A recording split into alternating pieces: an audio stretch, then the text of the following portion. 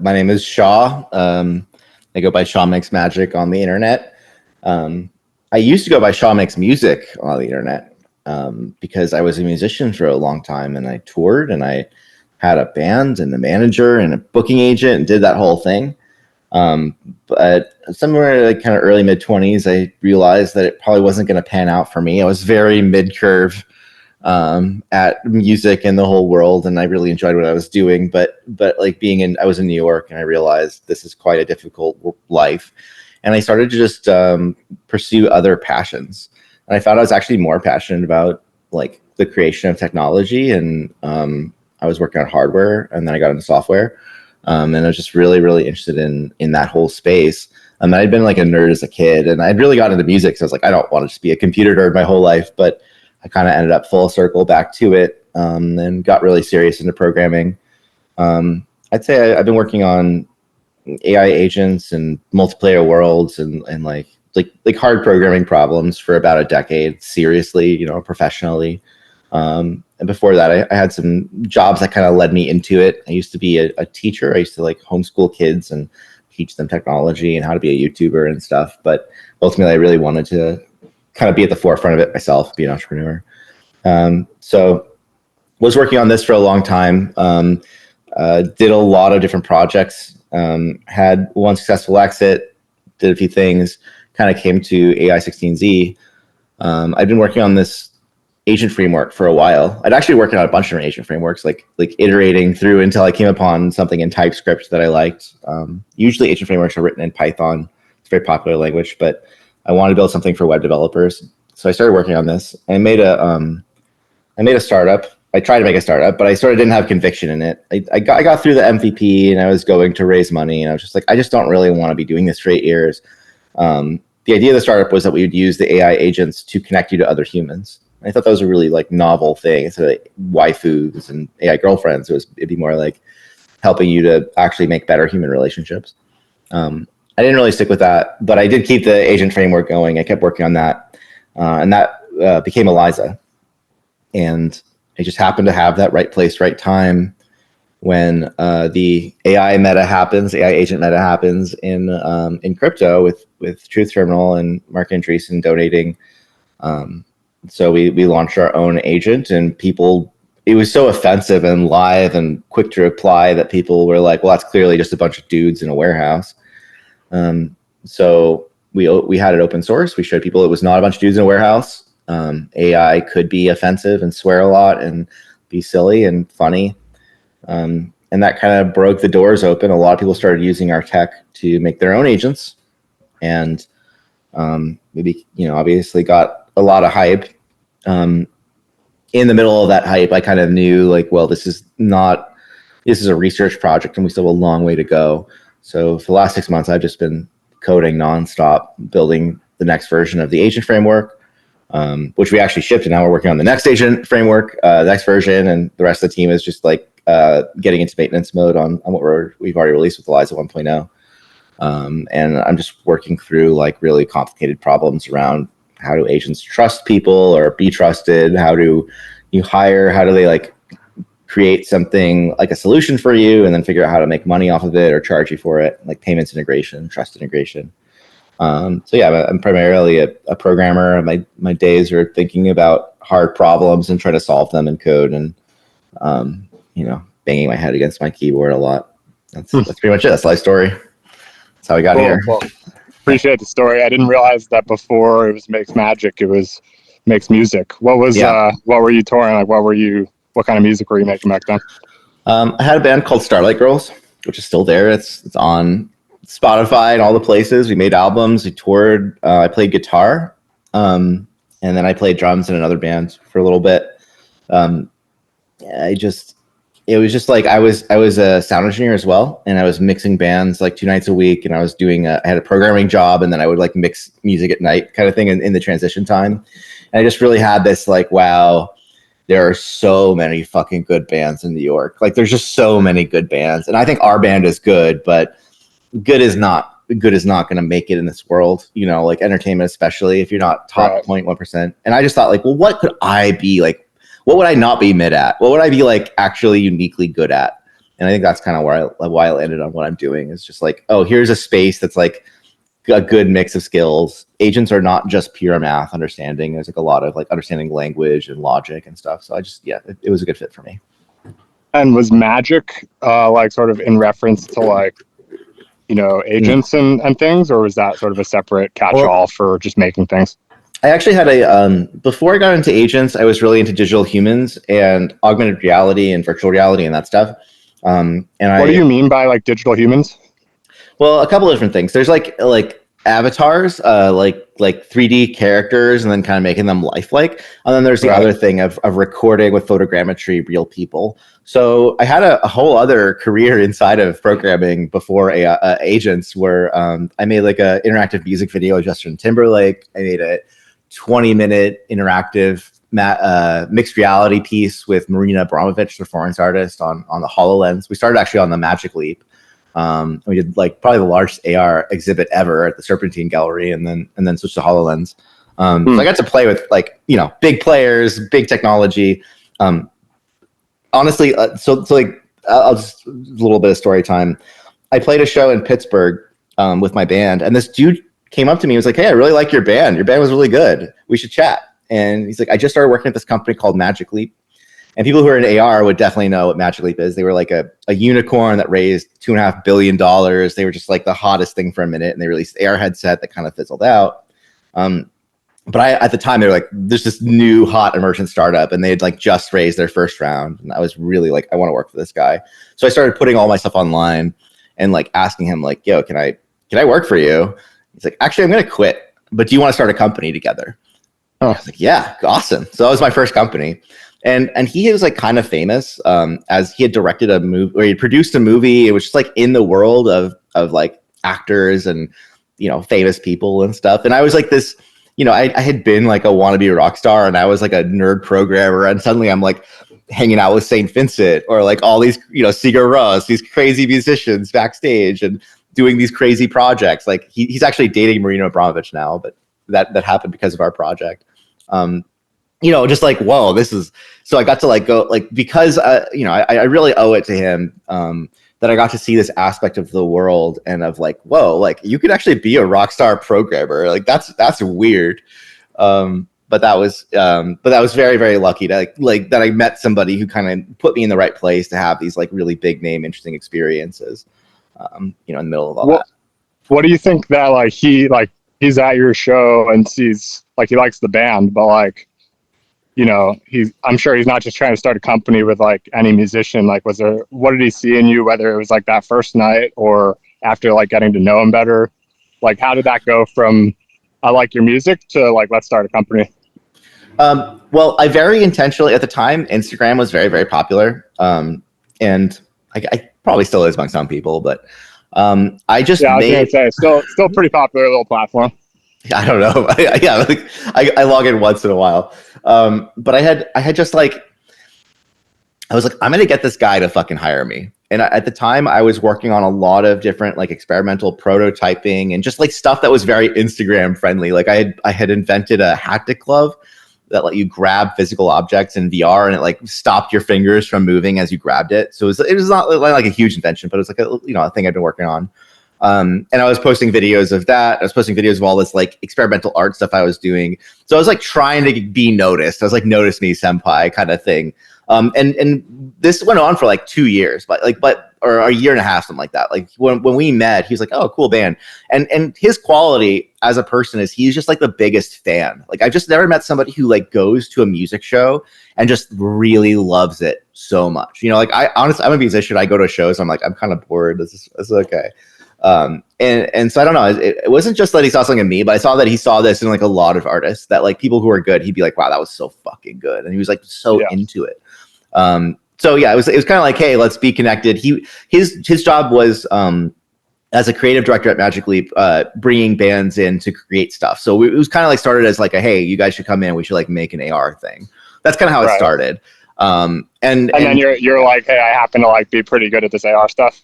Yeah, it was like literally just a fate thing, and I was kind of deciding what should I do with my life, and I was like, well, obviously I'm going this direction. Like this is going to be the hot thing, and I was a little wrong. I don't think even now AR is not quite here yet, but it was a great learning experience for sure.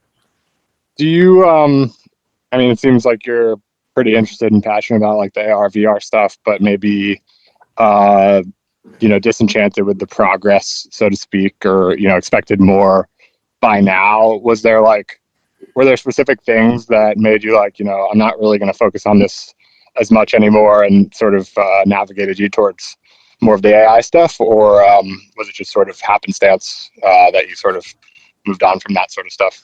Yeah, there are kind of two things.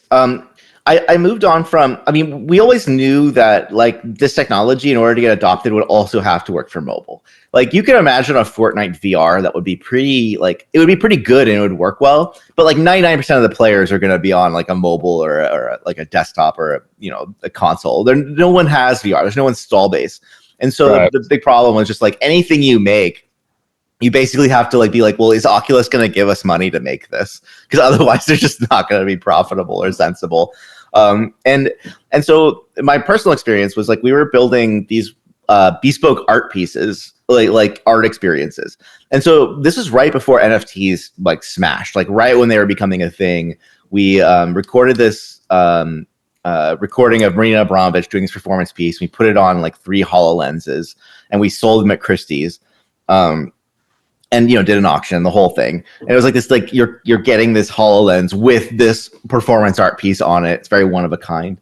And I thought like it was very, very conceptually interesting, but I didn't love that it felt like I was like making stuff for a very niche demographic of people. It didn't have a lot of reach, and it's like, it's not really my people. Like this is a fun world, but I'm kind of a tourist in this art world. Right. So yeah, I wanted to build stuff like internet stuff, like stuff that you would use, that I would use, that stuff that I would, and so I kind of, I got right from one terrible hype wave into the next. Cause I'm just like, I've just loved this stuff forever. And then so like after the VR thing, it was like, okay, well, spatial web. And we were like building a spatial web engine, and then metaverse becomes hot, and Facebook changes their name. And we were right there like, wow, this is going to happen, guys. The metaverse is going to be real. I made a bet against John Carmack for like 10 grand.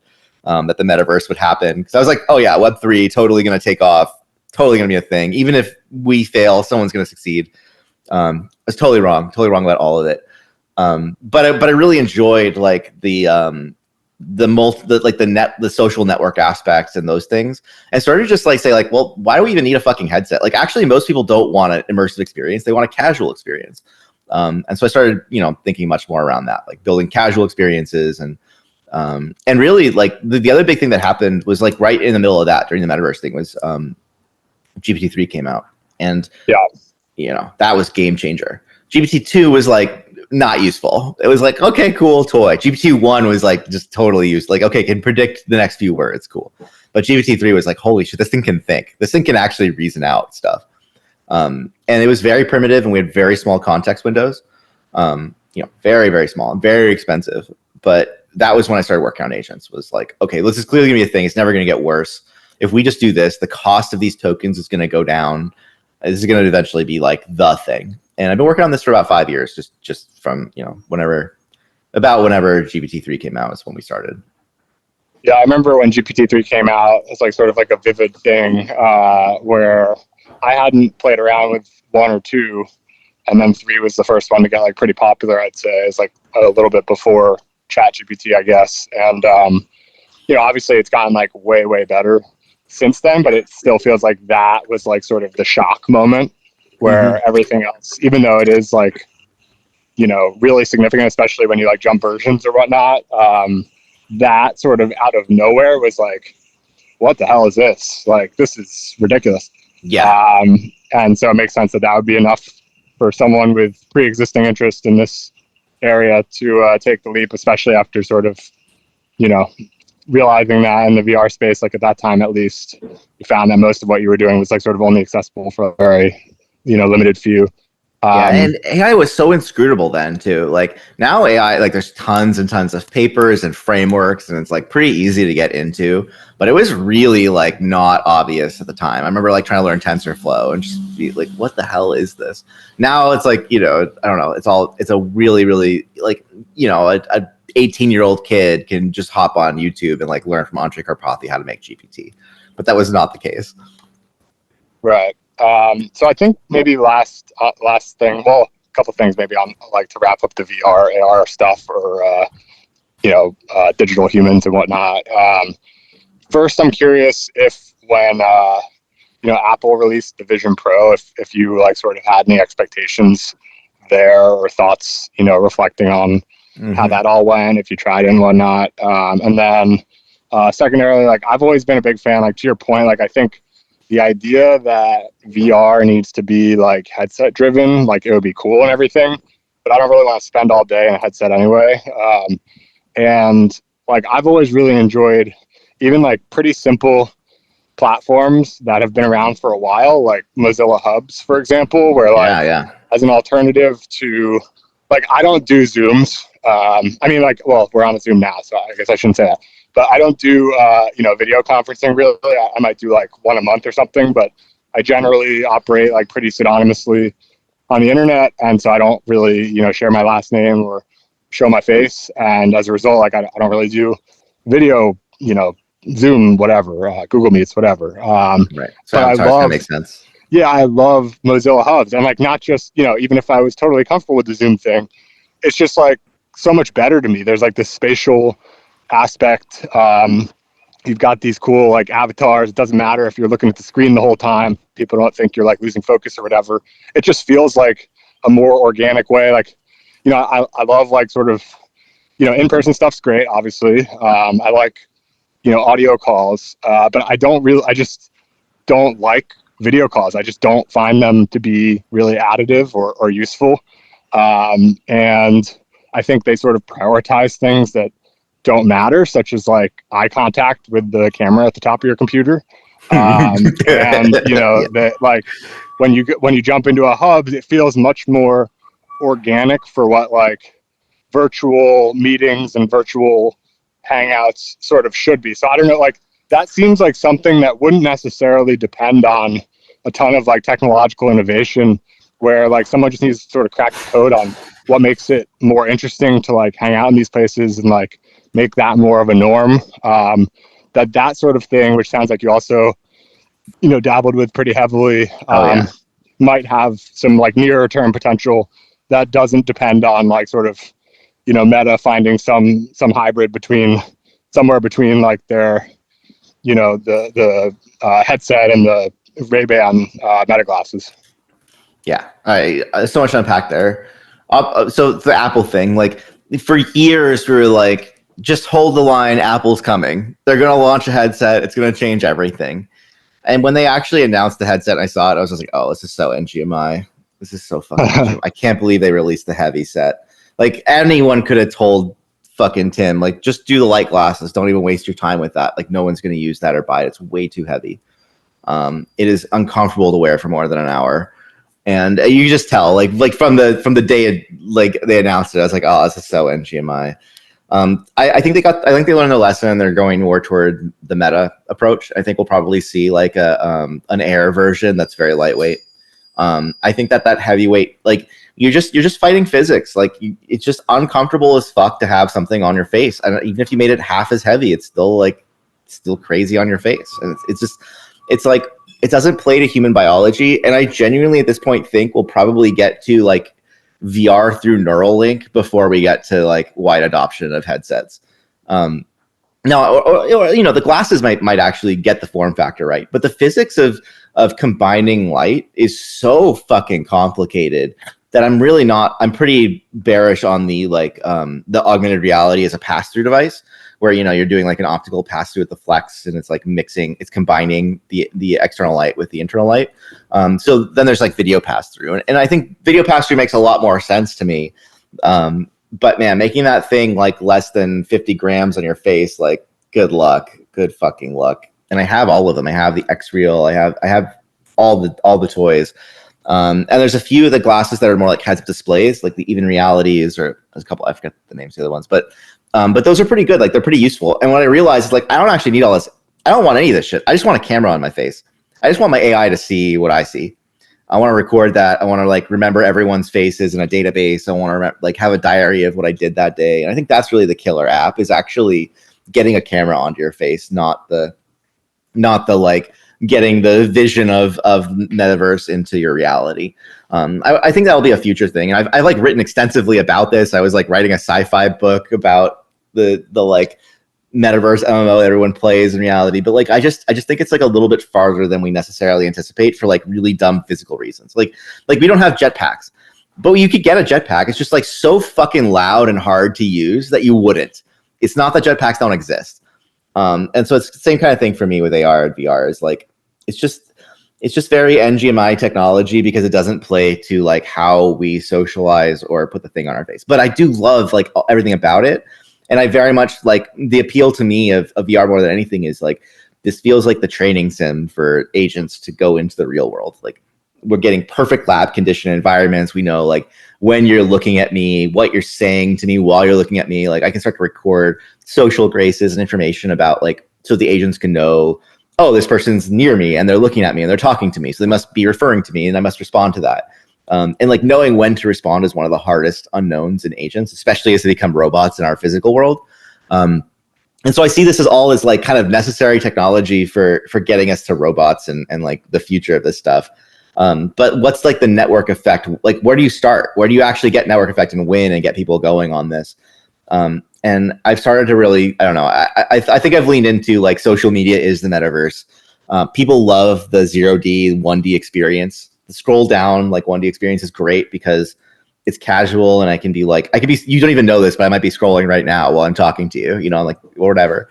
And I think there's a lot to be said about that kind of thing and this is the world we're in. And so like generally we can apply this technology. Like if the technology, yeah, okay, $1 billion company, infinite money, blah, blah, blah. But am I going to wear it all day? Does it solve the fundamental problem? Who cares about the things it allows me to do? Does the things it doesn't allow me to do, you know, is more defining, if that makes sense.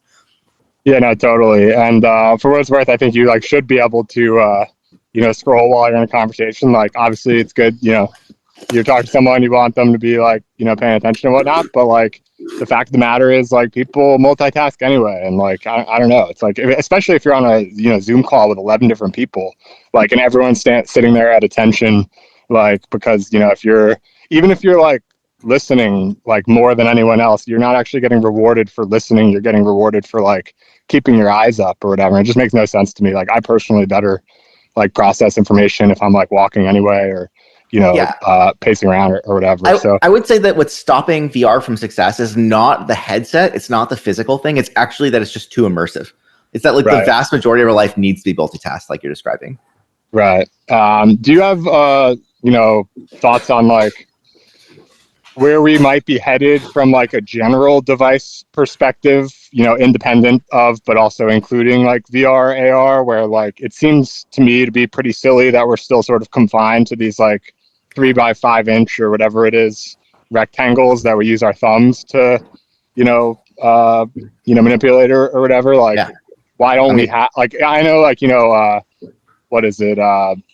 OpenAI and Johnny Ive are working on something that's probably like in this realm. But I don't know. It seems like we should be freed from these phones by now. I feel like, you know, to your point about Tim Cook, like if Steve was still around, they'd probably be working on something like that. But I don't know that Apple actually is beyond sort of like the more, you know, just sort of following the lead on what people expect in regards to innovator's dilemma. Like they stand to lose the most from the iPhone era going away, obviously.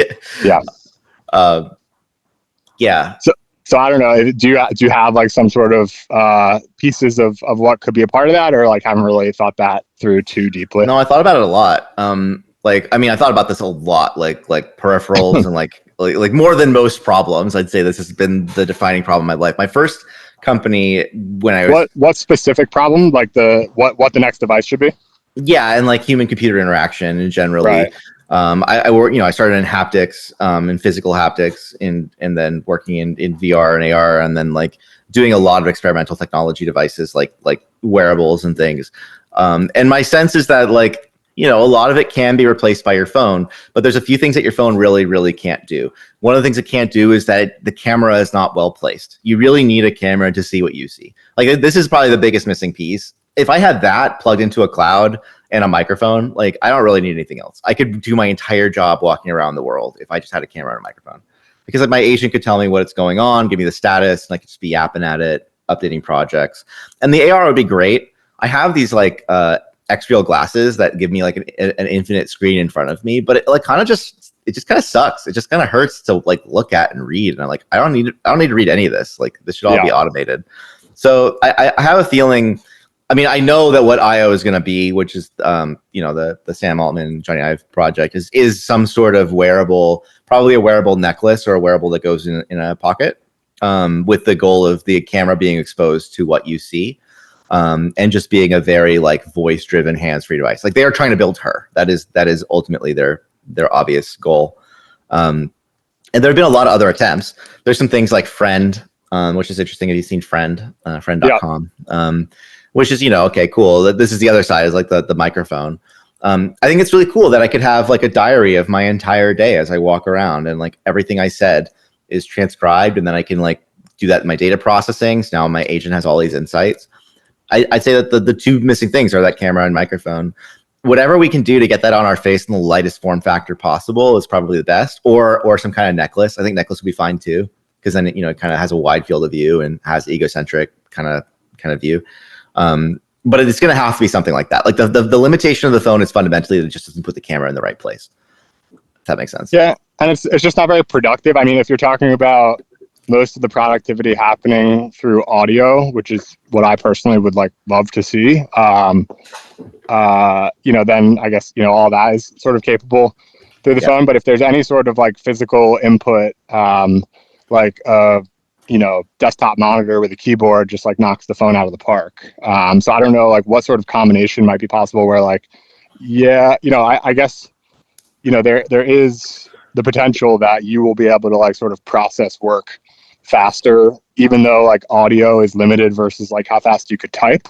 The AI will just be doing so much of like the legwork that it doesn't even really matter like what your sort of like input rate is, if that makes sense. Yeah, I think about my own life right now.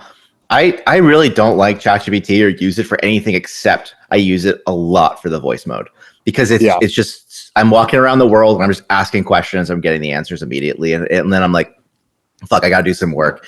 I just open up a new thing. I start now that I've got Codex, I can actually like come up with entire deep ideas and be like, okay, go deep research it. Come back to me in 30 minutes, or like go write the implementation and submit a PR. And it's such a nice workflow. I have this thing called Whisper Flow on my computer. And I do a lot of, as I'm doing like vibe coding or just telling the agent to do stuff, I find that if I can speak about it, I give so much more information density. I cover every fucking detail of the thing I'm talking about. And then it just turns it into like perfect instructions. So it's a much, much more effective way to work than typing at this point.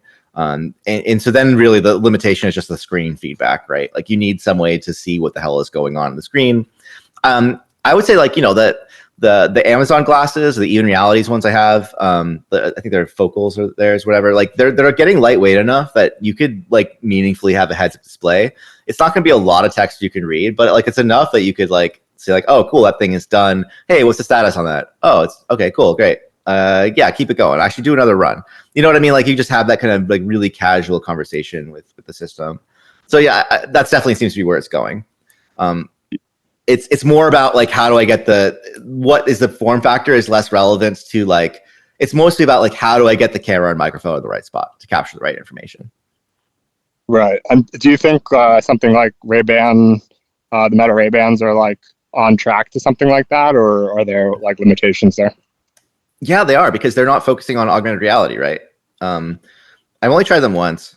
But my sense is that, and I would actually have bought them, but they don't have a fucking SDK. You can't program them, which is really annoying. But they focus on what really matters, which is that they're trying to capture like life moments. Yeah. And you know what I mean? And they're really focusing on that audio visual experience, which is, and the reason that they're doing that is almost certainly a data play.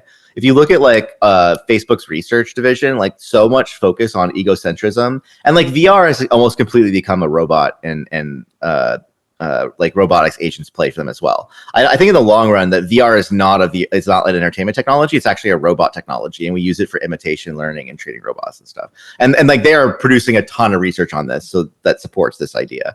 So I think that like in the long run, this is about data collection. For yourself or for them or whatever, but that data collection is what's going to enable all this other stuff. Like where agents really become powerful is when they have your data. They're kind of just like ChatGPT with like some extra capability without that. But once you give them data, it's like it's fucking on. Right. And yeah, I actually record these podcasts. I started doing this a few months ago when I started the Farcaster sort of focused podcast. After years of recording at my desk with like a heavy duty microphone, I decided with like the Farcaster more lightweight podcast that I wanted to free myself from the desk to be able to walk while I talk. And I actually found that Ray-Ban Metas, like surprisingly given the form factor, actually have like sort of the best audio input.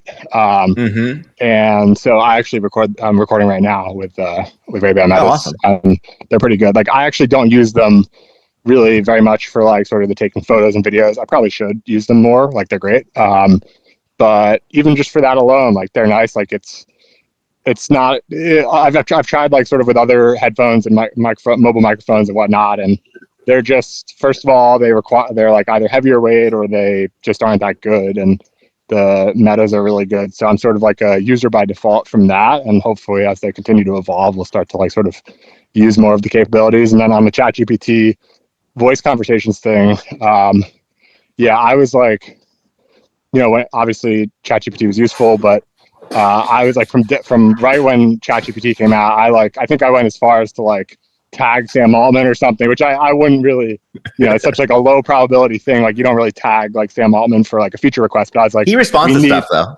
Yeah, I was like, we need the voice version. Like I think they had talked about it too, but like it wasn't live and it had been like months, and I was like, I need the voice. And so like once they put that out there, and it's gotten a lot better too since they first put it out in terms of like stopping and starting and things like that. But yeah, it's super useful. And I don't know, I don't have as like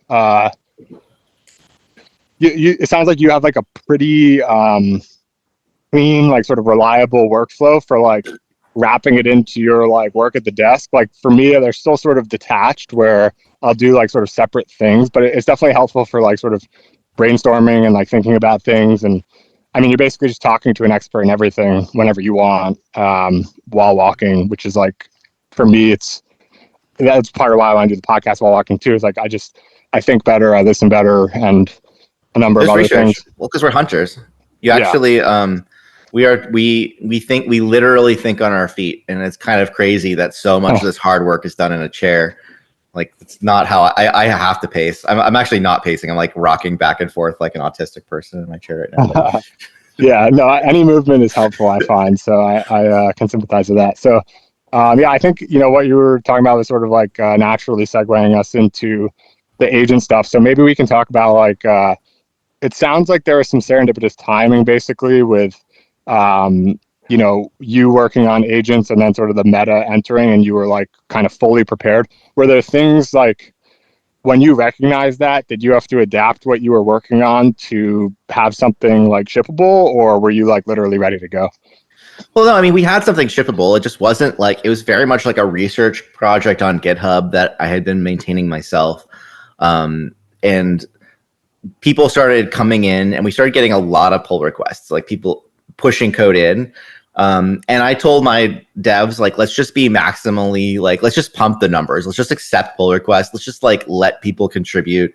And one lesson I learned is that a lot of people don't understand how the system works. They just kind of like figure out their solution on top that's good enough. And it got pretty bad. Like it got really tech debted really quickly. We also had like a monorepo where you had lots of plugins, like a plugin for every single chain and connect, like social platform and all this stuff. And we started putting them all into the repo, and it got so big and complex that it became very, very hard for us to work on or build.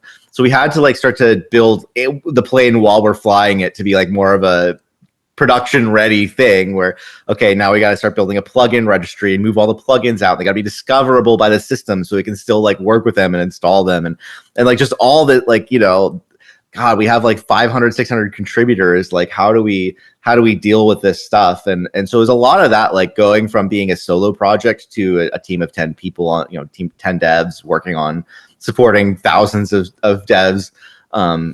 Was crazy for me, and there's certain aspects of this that I'm really not good at. Like I'm really a like sit down and I can bash out something for 14 or 18 hours straight, but I'm not like a give you tech support and Discord type of person. And so I definitely like having to build a team that's able to support on those things has been like monumental and or instrumental, I'd say, in making this thing work. And really like the last 6 months, I've had so much fucking pressure. I'm just like, I don't want to lose this moment. I really, really want this to work. I have been nonstop workaholicing for like since November. I had a brief tour. I went to like toured Asia and met a lot of people and stuff. But then I kind of realized like the touring and the circuit, the like conferences and stuff, it's all like pretty low EV compared to me just sitting down and building and working and getting this stuff done. So there's still, we actually have a new version of Eliza that we've already shipped called Eliza 1.0. And then I'm working on the next version of that while the team kind of just maintains and supports, kind of answering like, well, where are agents going? Like, where is this? Like this, I honestly don't think that any AI agent framework or anyone is even close, like even remotely close. I think most people haven't even gotten to like the first real challenges. And I think we are at those challenges, which are like trust. How do we payments, auto coding, like new capability, new plugins, building entity like relationships and understanding like people and how they relate to each other and how they know each other and these like entity graphs and all that stuff. Like there's all this complexity that we just have. Like we've just gotten to the point where like, look, it sends a transaction. Cool. It's like an agent wallet. Great. Great. But then there's like all these other like really hard human problems that we just haven't really taken on. There's this thing I keep thinking about called Moravec's paradox, which is that like the more recent something was created by humans, the easier it is for AI to do it. And so like it's easy for an AI to do chess because we just like created chess or Go or League of Legends, right? Play a game. Really, really hard to do like hand-eye coordination or like trusting a person, like these kinds of like deep human like moral philosophy. And those things are much more inscrutable and I think are a much longer time horizon to get right. So I don't know. I think the whole agent space is probably both like really exciting and there's like way more value than has yet been tapped, but it's also like not as far in some ways as people think, or like in ways they take for granted that they really shouldn't. They're like very non-trivial. Do you, well, first of all, does this circle back on like the human to human stuff to what you were working on? I think you had mentioned like you were maybe raising money or had raised money. You were going to work on this like sort of connecting humans through agents or AI sort of thing. Well, I think a lot of where all this is going, and I think a lot about like the next social network. And I don't think I could go make a new like Twitter and beat Twitter. I mean, we're obviously on Farcaster, who's I think Dan has had this conclusion. He's really like, well, we're not even going to be Twitter. We're going to be something else. We're going to do our own thing. But what he's done is he's kind of traded that for a niche, right? And so now like a really strong niche. And props to the team for building something and actually like getting traction at all and getting a foothold in a space that's really hard. But I think that like there aren't going to be a lot more social networks in the way that we imagine them, because like the space has been pretty full. And like if you want the text social network, you want the video social network, like that's been perfected.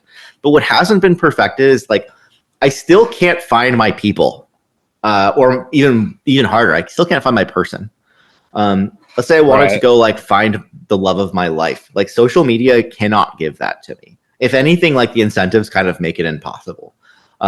So you can imagine a social network where it's mediated by AIs. I think this is going to happen anyway, because like I think the fire hose is a bit too overwhelming for a lot of us. I find social media to be kind of hard to use, especially like past 100,000 followers. It's just like a fire hose, and I never like can follow up or keep up with people, and they're just constantly asking questions, And in that world, I could imagine like a mediated social experience where I have like an AI between me and in the social. So I like post. I'm like, hey, post this. And then it goes and like post on Twitter. I'm like, did anybody comment on it? And it's like, yeah, there's actually a couple of good comments. And it kind of just filters out the spam, filters out the bots and the hate mail that people wishing I had cancer or whatever. And I just get like the stuff I really want to see. And then on the other side, as I'm posting stuff, it's not just like putting it in everyone's feed and they have to deal with Shaw. It's like going to the people who really wanted to see my content and are like, wow, that's really awesome. And if I'm like, yeah, I really want a new co-founder, it's not just like, okay, cool, go on co-founder dating and like get matched. It's like, I'm going to go find you that perfect person, that one person in the world who is literally the most perfect for you in the database of stuff. And I think that will be the killer feature of the next social network, is that it helps you to find the love of your life or the co-founder you're going to start your $1 billion business with, or like that is the human problem that I think now needs to be solved, and where like AI has an incredible value proposition. And that network won't look like, I mean, it could even be built on it could just be built on like the networks that exist. It doesn't have to be a new network at all. It's just more about the paradigm shift to letting the AI drive some of those things for us. And is that part of what you guys like? It feels like sort of, that would be like sort of a different end of the spectrum from like where you've started. Obviously, that's a future sort of like more ambitious thing. Yeah. So like there's no one doing that now anyway. But just given like sort of the starting point from which, you're going to sort of navigate from by default. I don't know if like sort of you had this in mind when you start with like, AI 16Z and now Eliza, but is that something that is an approachable problem from your starting point, or something that you're interested in, moving towards, or is that sort of separate from it feels like, where you guys are at is going to be sort of inherently more financial than like human to human in a way. Not that it won't be like human to human. It's definitely not. It's not the problem that we're solving today. The problem that we're solving today is, I think, I've tried to think about like the first principles of agents. And like let's say you had a factory that built widgets, and that's cool. You could build like N number of widgets. But what if you had a factory that built factories? And now your factory is building factories, building widgets. And now you're like N squared. You're scaling the amount of widgets you can make incredibly. And this is kind of where we're at with AI, which is like, we've just gotten to the point with the latest like Claude Gemini models, like just in the last few months, like only the latest stuff. And even then I'd say it's like the worst it's going to get. It's like just almost getting there, but it's gotten good enough where we can write our own code. And specifically, not like any code. I can't just build you an app today, like with, a sentence.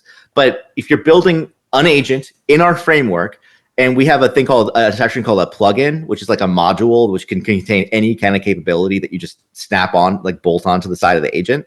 So we have a Farcaster plugin, and now the agent can speak on Farcaster, right? We have an EVM plugin, now it's got EVM wallet on all the EVM chains. And so in that kind of world, the only thing that's really worth building is the thing that builds itself. And so, yes, I've been working a lot on like modernizing our whole DeFi plugin stuff. So we have like high level plugins like LP Manager or bridging or lending that sit on top of like our Solana and EVM and these other plugins that are like, kind of, we have this like hierarchy of dependencies, and it's all coming together. But the really powerful thing is that if it can write its own plugins. And so we've been investing heavily into this, a plugin auto updating, plugin creation, and then just full agent creation. And so what the platform that we're working on now are about to drop is agent creator. Describe what agent you need. And when we say agent, that could be like a workflow, like something you might have typically held Zapier for. Hey, whenever I finish this podcast, like go through the transcript, find all the juicy bits and cut up some clips and then post them on SoundCloud. Like it'd be pretty sweet if they could just do that for you, right? Yeah. And so those kinds of problems are the problems we see that most people have. It's like, it's not like we couldn't find a problem that everyone has. It's more like everyone has the same class of problems of like, I have this A to B problem and I don't know how to solve it with the things that are out there today. I need a bespoke solution.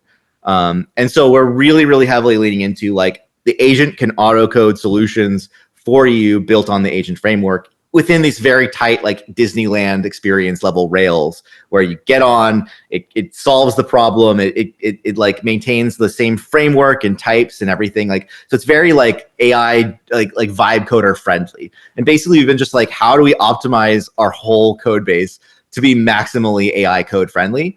And which has had a huge impact on how much it actually works, setting everything up. And so it very reliably now, if I'm like, yeah, I want a connector to Near, I want a Near plugin today. That's what I'm working on today. It's like, sure, no problem. Here's a Near plugin. And here's like 3 different demonstrations based on your other plugins that like here's agent to agent messaging, and here's intents and escrow, and it just does it.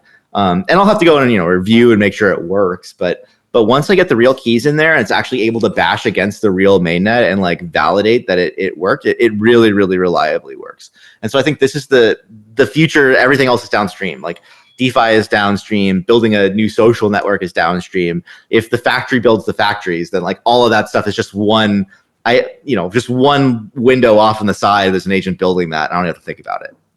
Right. And so while you're not directly focused on the issue we were talking about earlier, like your factory of factories could produce the factory which produces the next social network, or maybe it's not a new network like you said, but at least sort of like the agent that is able to, find you the love of your life, find you your co-founder, et cetera. Someone's building this on Eliza. It's called Soulmates. I'd love to see more of that. I'd love to see a lot. I think there's a lot of people going for the low-hanging fruit of like, hey, let's do character AI. Let's get people addicted to waifus. I'd love to see more people like, how do we use AI to make people more human? I think that's nobody's going to argue with that. Like it's such an easy sell. Yeah, no, definitely. I mean, that's sort of my hope with technology more broadly, I would say, is that, how do I put this?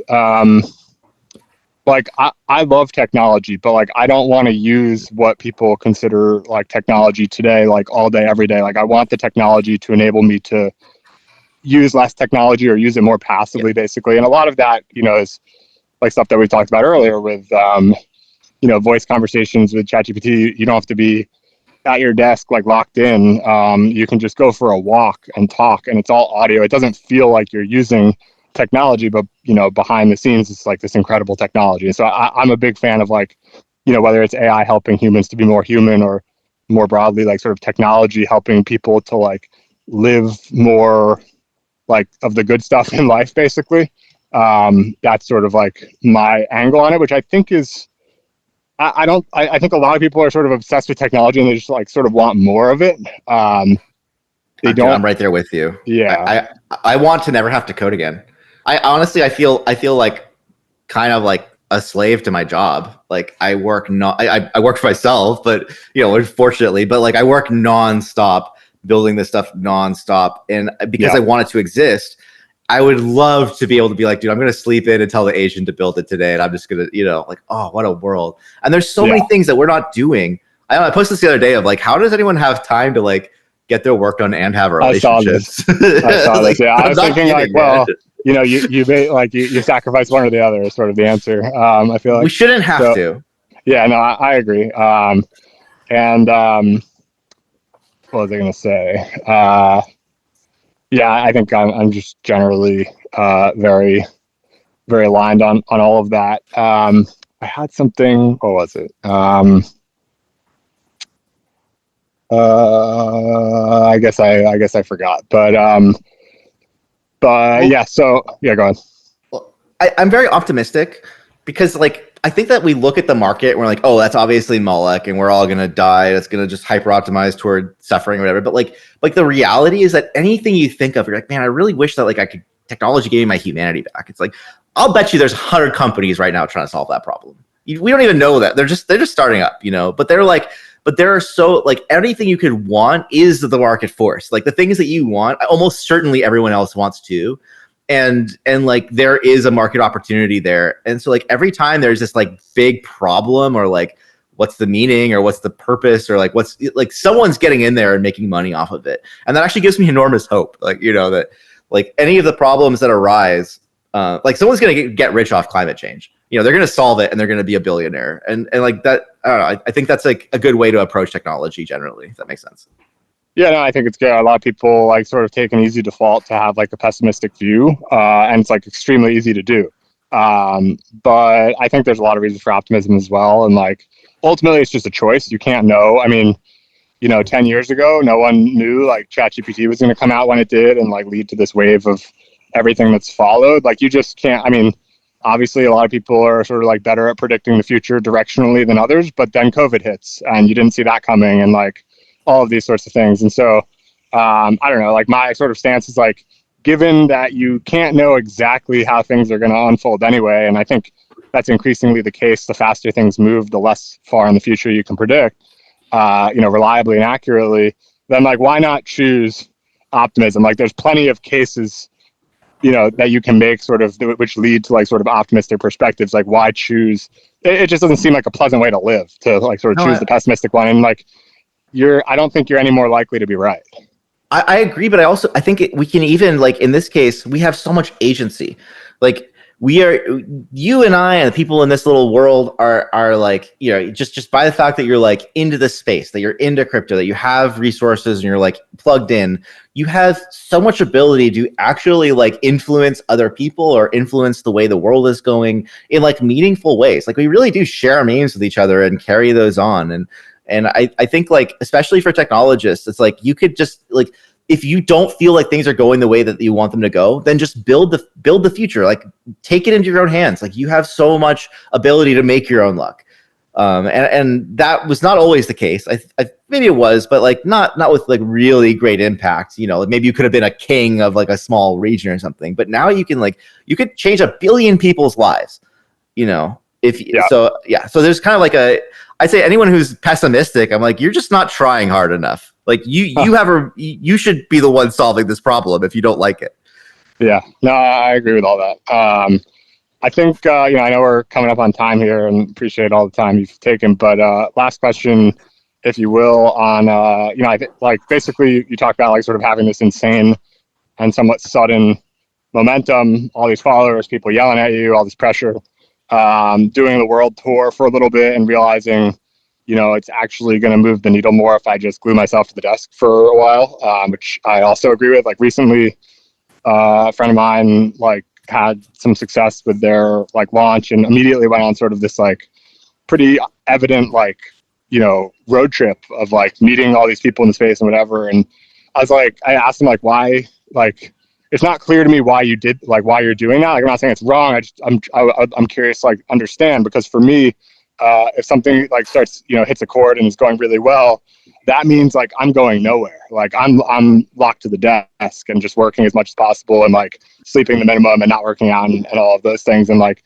the leverage is at the desk, not like on the road. But I'm also open-minded to the idea that that's wrong. But it sounds like that was your experience. And I'm curious just like sort of how you, more generally than this, even specifically like being at the desk versus being on the road, how you sort of process like this. You've worked on other things before, but this was probably like, an order of magnitude, it seems like at least sort of greater than anything you had experienced prior, and how you dealt with that sort of sudden information coming in and navigating, what to do about it in the aftermath. Yeah, I mean, it was a lot. And I learned a lot of lessons kind of like very fast and rapid succession. And I definitely don't think that I made as much use of the opportunities available to me at the time as I could have, because there were so many opportunities at once. I mean, like it went from not really any interest to anything I was doing to every single VC in the space hitting me up and wanting to chat. And then this like very like, hey, are you coming to the conference? You coming to this? You coming to this? You're going to do this? And I from the outset was like, I don't want to do that. I just want to meet the people. And I want to meet the developers who are building our stuff. So I said, I'm going to go to China. I'm going to go to Asia. We're going to just meet the devs and do that. And people like set up all these events. But the reality is that it was mostly investors. Like the vast majority of people that I talked to in China were investors. And after they talked to me, they got FaceTime, they invested. Because it's really, really important in certain parts of the country or world, especially, to have FaceTime and to get to know somebody if you're going to like make a financial decision on them. A lot of why our project went from like 200 million to 2.5 billion in a couple of weeks, which was pretty crazy, was because I think of Chinese investor community, like meeting them face to face and like shaking hands and stuff. But at the same time, like that kind of just created a lot of financial expectation, right? Like, where I wasn't going home and delivering the product. And I had hired people to like maintain and hired people to start leading. I'd hired a couple of different lead developers who just did not work out. Like they just didn't go at the pace that I needed or like understand the thing or just out. The bull market really, really made it hard to hire people who weren't just like financially motivated or either didn't feel like they were getting enough or were taking a lot and not giving a lot. It was like very, very hard, at that time. And trying to grow from being just me to being like a full organization, meeting all this demand and all this stuff at the same time. And we're a fair launch, so we don't have like a huge runway. Man, it was a lot. It was all very challenging. I think like there is a lot of value if you are like a business person with a strong technical team to be out on the road. Like there's definitely a lot of value. You will raise money, you will meet people face to face, and you will own it. But I am really a nerd. I'm really a technical person. And I think that so then Dave, like I'm just not getting that much out of these. I don't have a CRM of like VCs and people I'm tracking. You really have to, like, because you go way beyond Dunbar's number. You're trying to track thousands of people in your life. You have to remember them and follow up. And I just want to sit down and like tackle hard problems like all day. And so I've built a team that's really supported the other stuff, like the ops and the non-technical as well. And I just kind of had to. But I found that like for me personally, as a technical person, sitting down and doing the work is the only way to move the needle. I also think like the entirety of ChatGPT is basically built on the insights of one dude. Well, there's a couple of things that happened, but the first thing that happened is AlexNet, which is Ilya from OpenAI created this thing called AlexNet, where he realized that you could use deep learning to beat ImageNet. And that deep learning to beat ImageNet thing is kind of what broke the doors open on deep learning effectively working. And after that, you get transformers, you get some things before transformers that are kind of pointing at like more efficient ways to do this. But basically, they're all building upon this idea that Ilya had, which was like, no, just more compute. Like he's the reason GPT is, I think, the way it is. And it really comes down to like, he left OpenAI and started raising $1 billion. And it's like, he is worth $1 billion. Like the stuff in his brain is worth it. There are not people like that, and one person can really, really make a difference. If there was no Elon Musk, there would be no electric cars. Say about him, I'm not exactly a fan because he banned me from Twitter, but like, you gotta give him credit where credit is due. And so I think in the same way, I had to like, if you are the star player on your team, then you can't go be the manager, you know what I mean? And go hire teammates to play for you. It won't work. You have to be out on the field playing the ball. And I just realized like, I actually can scale my capability a lot more with AI if I'm a hyper technical person and I just invest more in that than if I like do the things I'm not really good at. I'd rather like hire the things that I'm not great at and then lean into the things that I'm like unique at. And I think that there's just more leverage there. It was still working it out, but I think long term that will like definitely the product direction is much clearer because I am there saying this is what I think it should be in the future. And I've like put so much time into agents that I kind of get it. Whereas like a lot of the devs coming in are like full stack devs who are learning about agents and they just don't have that like background of years and years in this. And so I just can't just explain it to them and be like, okay, that's going to be done. It's not just like laying bricks. It's much more like building the line in Dubai. It's like building a hyper complex real estate thing than like, okay, you know what I mean? Like the level of technology we're talking about is like a GPT class problem. It's not like, oh yeah, you just go and build a product and sell it. You have to like, you either get it right or you don't. Right. And yeah, so I think in that regard, if you are a technical founder, be hyper technical, lean in, and just don't worry about the other stuff or hire people to do that stuff. That seems to be what's working for me. Awesome. Well, I appreciate that. And the whole conversation's been super interesting. And it does seem like just from, the story and how you're talking about it, it feels like you've landed in the right place for the last number of months. And, I mean, it seemed like the beginning, I don't know, it's always hard to evaluate, like, is it worth having this huge pop-off to bring attention to something in the first place so that you can sort of, like, amortize that over time or something and, like, gives the project, like, longer legs? Or, would it have been better to focus on the product and have that be more gradual? But it seems like you're sort of in your comfort zone now. Yeah, but I think generally, like, attention is really hard to get and really hard to keep, but I do think that I would have rather had a slow come up than like a really, really fast up and down. It just makes it a lot harder. Everything is harder because we have this now. We have this like big valuation and big expectations, and anything we want to do from here is like in that light, as opposed to being like fresh, like not fully diluted, fully distributed. Like, oh, we can get in early, and this thing is about to pop. Like everyone wants to be early, and so that early thing is already gone. But now, hopefully, like the cool thing about crypto is you see these like shoot up, crash down, and then like kind of go back up again. If the team is delivering products. So that's kind of where we're at now. Yeah, no, I mean plenty of examples of the latter for sure. So Yeah, well, excited to see what the future holds for you and for Eliza and the team, and hopefully it is still extremely early, regardless of how big the market cap may be. I think we're super early. I still think we're like 2 generations before this stuff really hits mainstream. We just gotta survive. Awesome. Yeah. Awesome. Well, I appreciate it, man. Again, thanks for taking the time, and look forward to keeping in touch. Yeah. Thanks a lot, man. Take care. Good chat.